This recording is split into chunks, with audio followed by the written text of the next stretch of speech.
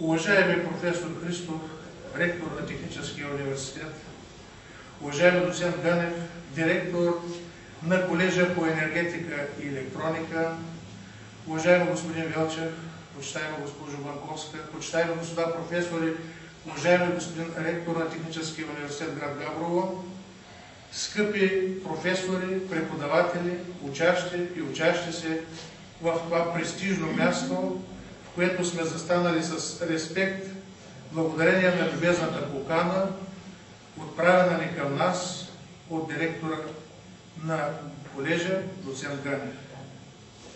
Когато пристъпваме прага на Техническия университет, ние, духовниците, изпитваме известен страх. И това е така, той е породен от това чувство на дълбоко уважение и почет към един талант, дълбоко развил се в човека, даден от Бога, за да се развие онази техническа мисъл и онзи потенциал, който Бог е вдъхнал като устроение и дал една определена помисъл и възможност човек да навлезе в дебрите на тези сложни науки, които обаче са в основанието на развитието на техническия прогрес на цялото ни общество и на скъпата ни родина. Каквото и да речем, ние виждаме, че всеки Божи ден има нещо ново и онова, което е открито, вече минава в исторически план, колкото и да е скоро открито. Защото човек е търсещо същество, а Бог постоянно открива онова, което е сътворил и дава възможност на човека да проникне в дълбините на науката. Но историята свидетелства, че всички тези човеци, които са се докосвали до тази дълбока материя, малко или много са били вярващи, защото са достигали до Бога чрез тази дълбока целесообразност, която науката открива и открива и открива и вижда, че човек е едно малко същество. И идват думите на сти пророк и цар Давид: що е човек да го помниш и син човечески да го спохождаш, понесил си го малко нещо спрямо ангелите, със слава и чест си го увенчава.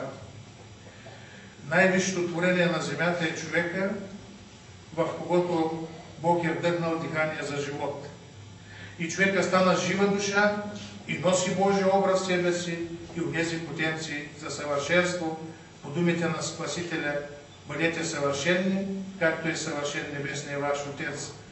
Или в старозаветно време, онова, което преди Христа бе решено: бъдете свети, защото Господ Бог ваш е свят.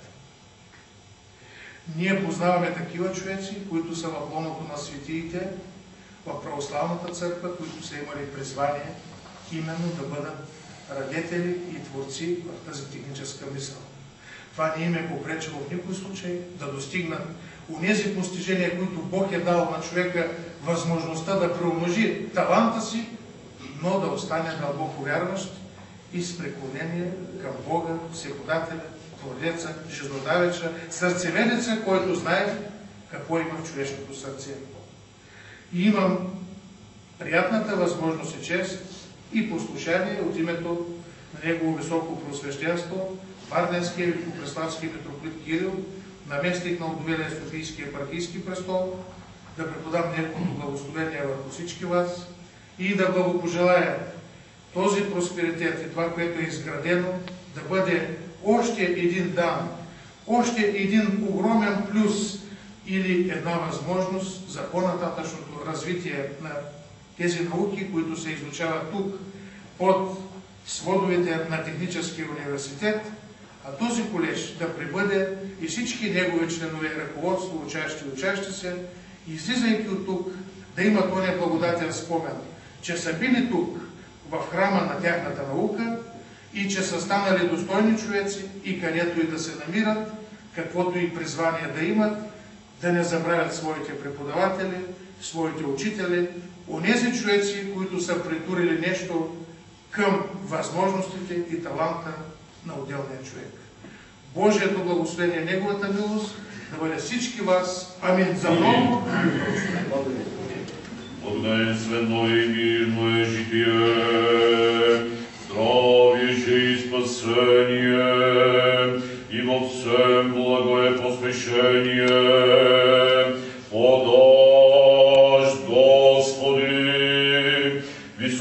Преосвященному Кирилу, митрополиту Варненскому и Великопреславскому, Преосвященному Ивану епископу Знепольскому, благочестивому и православному болгарскому народу, правительствующему синклиту и христолюбивому воинству, всем учащим и учащим всем, всем празднующий святый праздник сей, и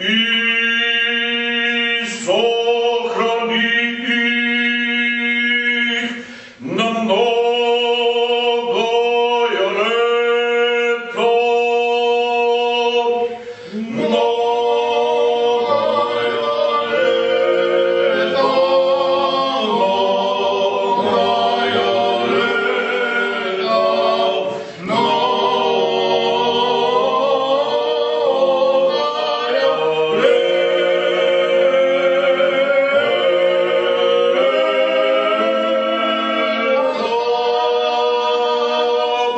Молитвами святых Отец наш и Господи Иисусе Христе Боже наш, помилуй нас. Молитвами святаго Владыки нашего Господи Иисусе Христе Боже наш, помилуй нас.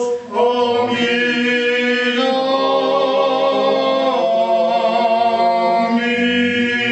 Аминь. На добър час, Божията благодатна помощ за много и благословени години. Свет Ян, ще ми подходим в преклонно да ви благодаря за прекрасните думи.